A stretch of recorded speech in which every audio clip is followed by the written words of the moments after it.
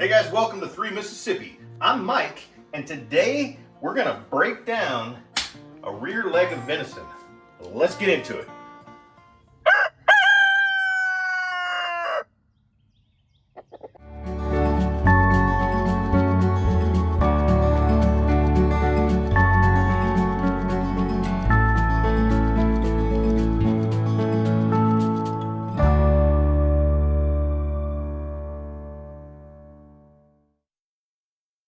So breaking down your own deer can be intimidating to some people, but if you are a person who is of a prepared mind, you need to have these skills, okay? You don't have to do all of your own butchery, but do some. Please do some so that you familiarize yourself enough with the skills here that if you have to fend for yourself, if you have to feed your family from nature, you'll have the ability to do so. That's my spiel on that. Let's talk about this beautiful yearling white-tailed deer hind quarter. Now, full disclosure, this is not my harvest. My neighbor Ross took this deer. We have a deal. He baled some hay for me off of one of our pastures, and I'm butchering some deer for him. So another great skill to have if you're of a prepared mindset. Know how to barter. All right, so we got this beautiful white tail hind leg here, and some people think that this is really just all going to go into the grind. Not true, my friends, not true. There are actually 2 very tender cuts in here that we can do some interesting things with. Then there are a couple of really nice whole muscle roasts, and there's a lot of grind. So let's get right into this. The first thing we're going to do is we're going to take this shank off, okay? This shank actually kind of continues up underneath this flap, and this is your top round, and the shank continues on up in there, okay? And we want to get that, we don't want to just cut it off, right? We want to separate muscles at the spot where they naturally connect to each other, okay? Follow these lines. So what we're going to do to get this shank started is we're going to come up here. Whoop, you hear that? So that is where the elbow bone, I guess it is, kind of stopped, all right? So I'm going to get underneath that, okay? And tuck into that, and cut down. Now, see right here, this muscle, I want to disconnect that. So I'm just going to follow that natural line, right? And always cut towards yourself. So see what I'm doing there? If you can see in there, I'm trying not to cut meat. I'm trying to separate it out. And see, this shank muscle continues on up in there. That's what I'm following, all right? So we're going to go ahead and follow this natural line right here. And a lot of these muscles, you actually don't have to use the knife as much as you might think that you do. So I've traced down on top of that knuckle, and I've got this separated about as much as I can down here. So now I'm going to turn around and do the same thing from the other side. Try to free it up all the way up inside there like that. So we'll flip her over. And by the way, it doesn't matter what side you start on. That's just the side I started on. Same thing. You see this muscle that's laying on top here, okay? I want to get under that and lift that up. Go over it a little bit. See I can get my finger under there.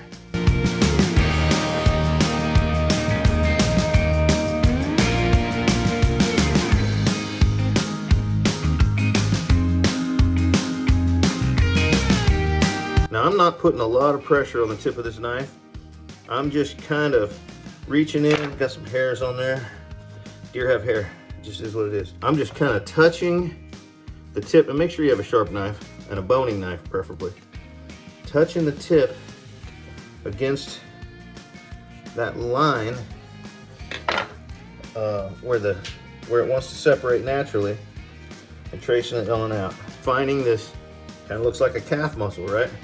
That's what I'm trying to separate out right now. And anywhere that I can shove my finger in between 2 muscles and separate them, I prefer to do that as cutting, okay? A little piece of the femoral artery.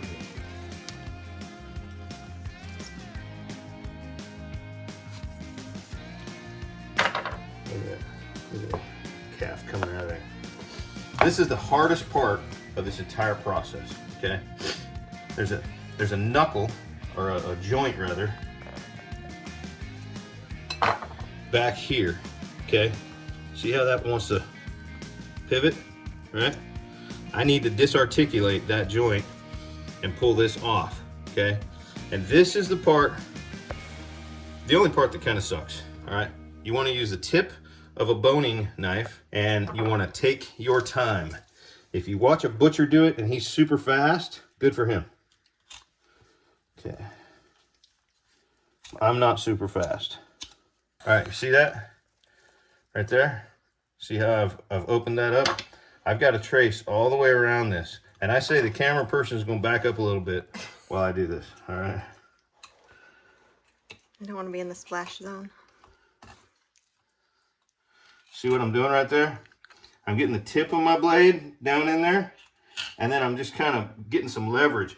There's tendons holding these. I don't know if you guys, how much you know about biology, but anywhere where you've got, you know, a joint like this, you've got tendons holding that together. It's not just sitting in there and hoping gravity holds it together. So we've got to cut all of those little tendons as we work our way around this, okay? Hear that? That's a tendon right there, okay? And as we, and see here, you can actually see one right there. I don't know if you can see that. See that tendon right there? They're all the way around this thing, holding it together, inside and out. And we don't want to be taking big, giant stabs and hacking. We just want to work our way around, find all those tendons like that one right there, and cut them, okay? And they're not easy to cut sometimes, okay? But like I said, use leverage. So again, take your time, work your way around this thing. All right, now we've got this muscle right here is coming up and it's tied to it. So we're gonna start trimming that off the bone right there, okay? I keep 2 knives on the table with me so that I can switch to the other one when one starts to get a little bit dull, instead of having to stop to sharpen it. Same thing on the back side. See how the muscle is attached right there? I gotta unattach that muscle from up here. Okay, so I'm just gonna come in here.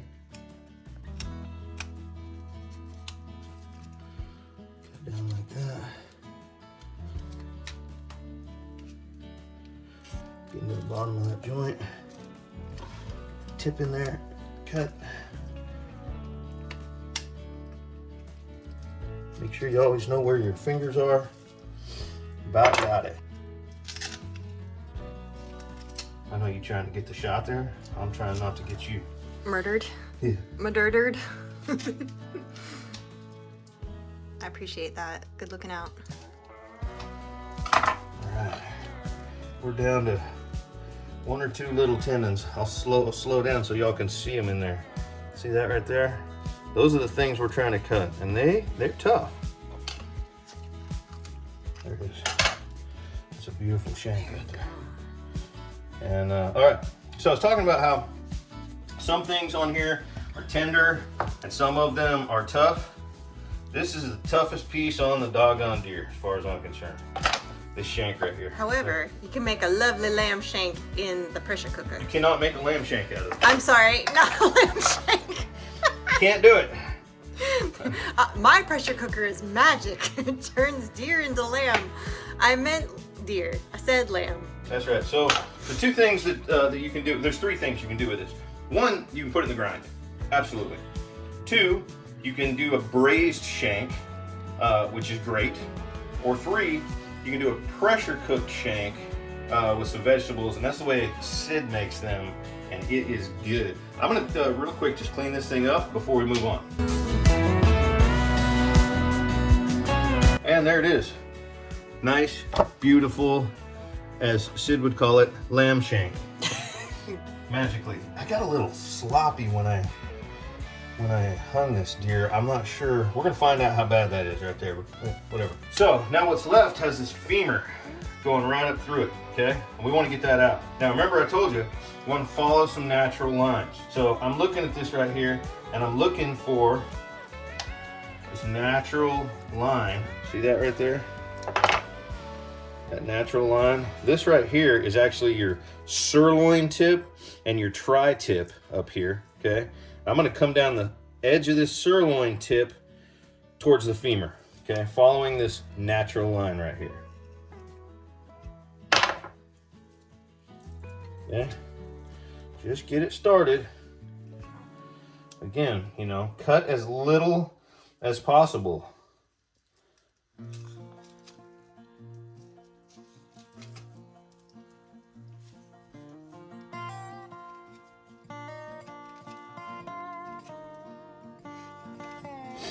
And if you really want to be precise, kind of like drawing with a pencil, I recommend the OJ grip for tip control. No, you didn't.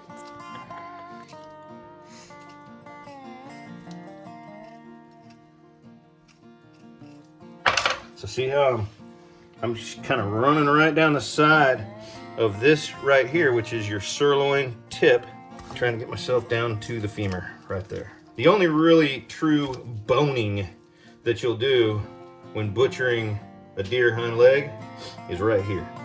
We're going to take the tip of that boning knife and we're just going to rub against the edge of the bone.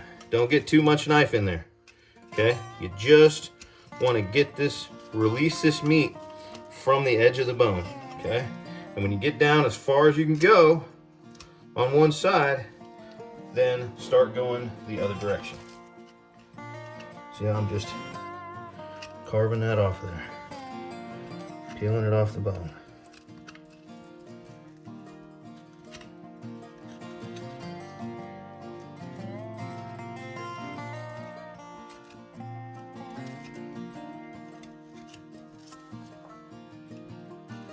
And I'm telling you, I'm not cutting more than, you know, 1/8 of an inch or 1/16 of an inch at a time here.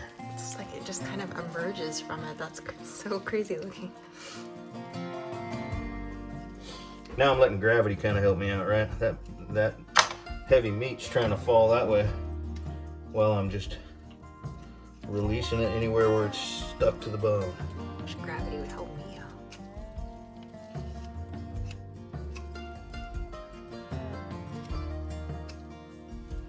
We're almost there. Talk to you about bones. These femurs right here make great stock. They also make a great treat for a dog. Don't cook them if you're gonna give them to a dog. We have a big old hungry livestock guardian dog out there, and I think Sid's gonna probably give him one of these bones this evening or tomorrow. We'll freeze the other one, give it to him a little later down the road. We do have a lot of deer stock right now, and we'll be making some more deer stock this year, but whatever you do, don't throw that bone away. Here we have this big deboned back leg, okay? So we got to start looking at it and trying to figure out what are the muscle groups, what's where. The first thing I'm looking at is this guy right here, okay? This, I was saying that there's a couple of tender cuts in here. This is one of them, okay? This flap right here that's laying on top of it is grind. This is not very good. But right underneath this grind right here is the top round. And I hacked into the top round a little bit when I was butchering this deer, but we're still gonna get some. All right, so let me show you. We're gonna separate this top round from the rest of this pile.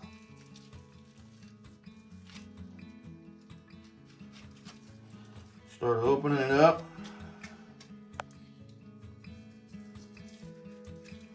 See how I'm not cutting meat right now. I'm cutting at connective tissue. Got a little meat right there. Oops. Okay.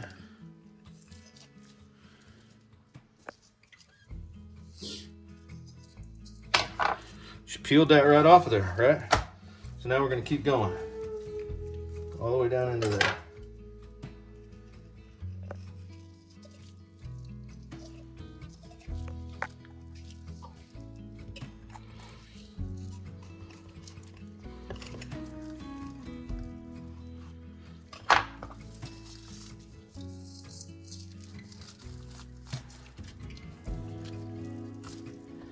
Okay, There we go. Now, remember I was telling you this, there's a flap on top of it that's actually not part of that muscle.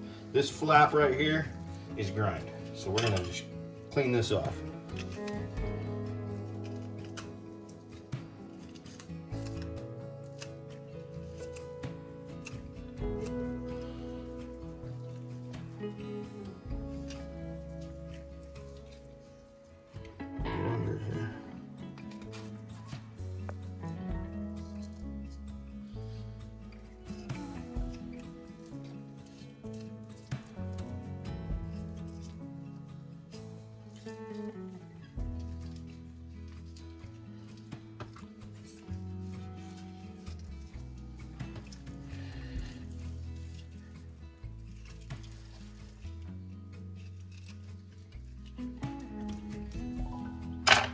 Okay. There you go. I highly, highly, highly recommend that you use this piece right here for things that are hotter, right? By hotter, I mean more direct heat, like grilling. You could slice this thinly. If you like to do stir fries, you could cut some nice steaks out of that. If you wanted to grill steaks, you could cook it as just a roast, but this piece right here doesn't need to be cooked low and slow. You could cook this faster, so I say challenge yourself to, you know, some stir fries or something. But there you go. There's your top round. We'll start a pile of grind right there. Anywhere where there's a little bit of meat like this right here, I go ahead and get it, because we like grind. What we have right here kind of looks like a tenderloin, doesn't it? Wait, before we get to that, let me talk to you all about all of this stuff right here. Okay, this was where the femoral artery went, and deep in this pocket of fat right there is a very disgusting gland. It's nasty, nasty, nasty. I believe it's a lymph node. We got to get that out of there. If you were to accidentally throw that in your grind, oh, I don't even want to think about it. And I'll tell you, some butchers or deer processors, you know, they're in a hurry, man. Time is money. And if you tell them you want the whole back leg ground, they'll throw that, not all of them, but some of them will throw that whole piece in there. There it is, you can actually see it. That is uber disgusting.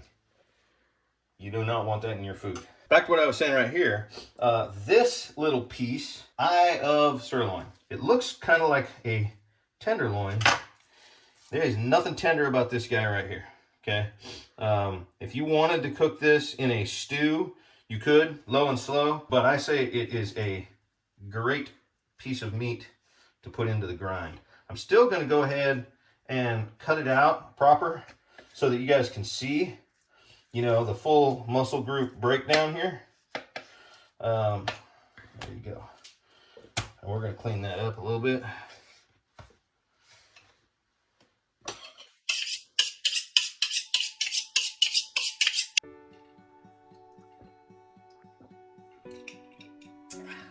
Hydrate. All right, I'll go ahead and take some of the fat off of this since I'm here. Deer fat, not so bueno. It's not as bad as alligator fat. It's pretty bad. So you had your top round. This was attached down here. This is your eye of round. If that was a top round that was sitting up here, what do you think this piece right here that's now underneath of it is? I know. Talk to me. Bottom round. That's exactly right. That's the bottom round. I'm so smart.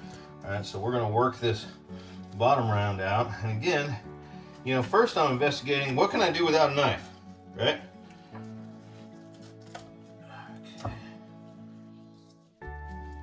Because it's hard to mess some meat up by cutting in the wrong spot with your fingers.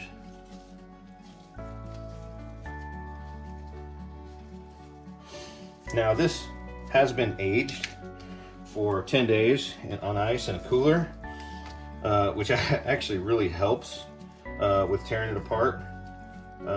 So keep that in mind. Try not to butcher a deer right after you kill it.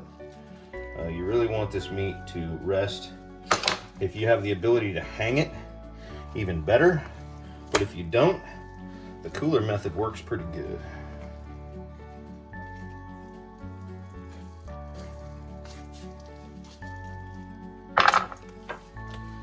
Right. Now, this piece right back here, all right, see how it's, this muscle right here, okay, which is the one that I call the sirloin tip, dives down under right here. And there's this piece sitting right on top of it back here. This is the sirloin butt right here. And it's not a very nice shape. You can't like cut steaks out of it or anything. But if you like stir fries, this is a super tender piece of meat, okay? So we're gonna work it out of there, like so.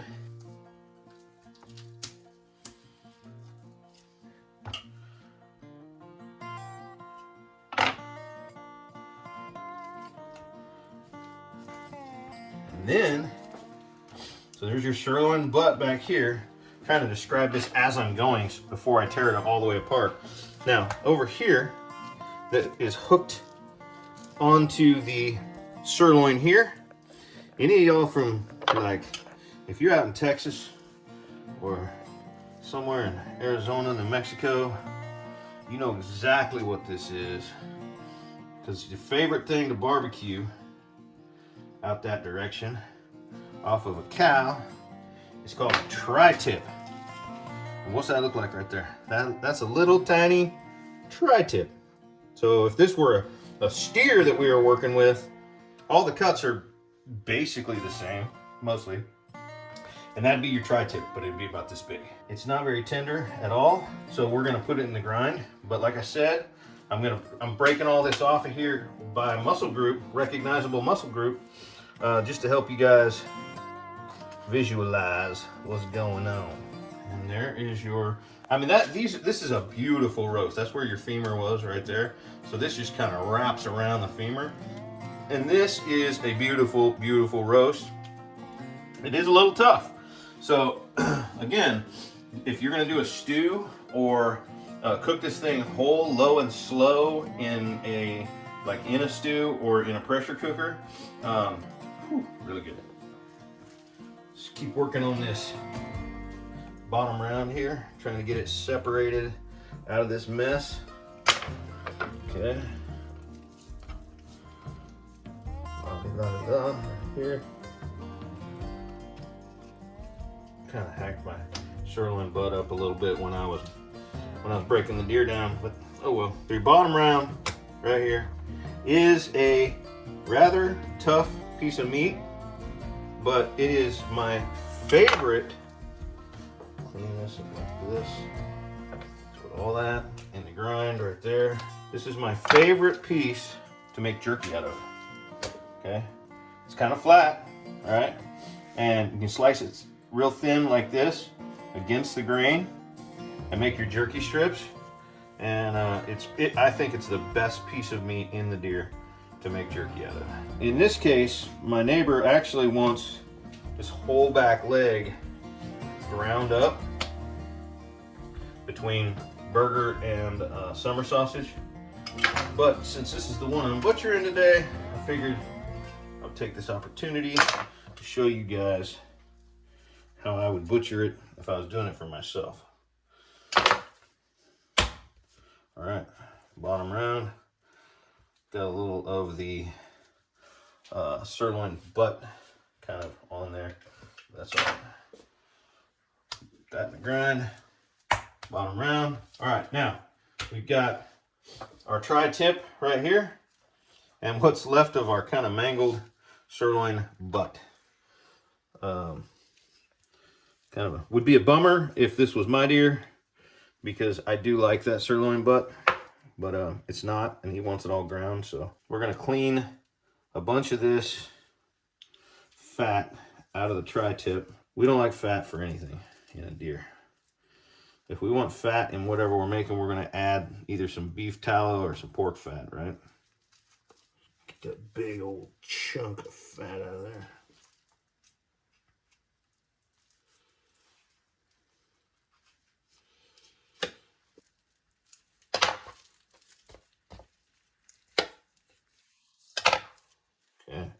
tri-tip, part of it. I butchered that a little bit. It'll be all right. And then this here, your sirloin butt, okay, which is a very tender piece.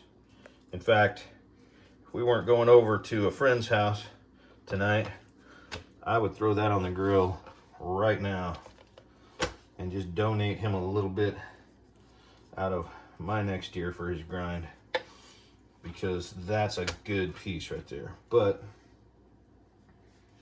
we're not grilling tonight. We're going somewhere.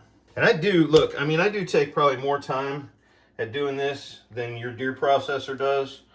I'm sure he leaves a lot more. I don't know, maybe you got the best deer processor in the world, but a lot of them leave a lot more fat and arteries and glands in the meat than I am okay with. Let's recap. So we got a little bit of waste right here, right? I think that was the second or third batch that I dropped in there. I don't know, total over there was probably a pound. We got a bone. We have 2 bones because I did another back leg right before we filmed this. So we got our bone here to make stock or as a treat for your dog. Now, into the cuts, okay? We got our top round. This is a tender cut. You know, use it on high heat. Use it for barbecuing, stir fry, whatever, okay? Right next to the top round was the eye of round. Looks like a tenderloin, not a tenderloin, not tender at all. We're gonna add it to the grind, okay? I just hit my cupboard with that. Sorry about that. All right. Below the top round is the bottom round, also a tough cut. We're putting this in the grind, but you could do, you know, a pressure cooker roast. Then we've got our sirloin tip, which was wrapped around that femur. Beautiful roast, kind of tough. Cook it low and slow, okay? Then we've got our sirloin butt, which is a very tender piece that you could cook on high heat on a grill. And our shank, which we're either gonna braise, grind, or pressure cook. That is a complete white-tailed deer back leg, broken down relatively properly. Oh, I forgot to mention all of these scraps as we were going, which are definitely grind. There's not that much to it, guys. I mean, some of the pieces are a little bit intimidating, but after you've done it a couple of times, you'll be like, wow, I can do this, and you should do this. You should do this at least once or twice a year. Lighten your load and have a processor do 1 or 2 for you, fine. I don't have anybody process any of mine because, frankly, I can't justify spending money for somebody to do something that I know how to do and can do at my own leisure, right? And it's an important skill that I need to really maintain. It's a skill that I need to pass on to Frankie and to some of my neighbors that may not have that skill. If you really want to make sure that you have the ability to live off the land, you got to check all the boxes, right? Don't forget to like the video, subscribe to the channel. I got something stuck between my fingers right there, a little bit of blood. Click the bell so you get the notifications. And don't forget, guys, safety's off.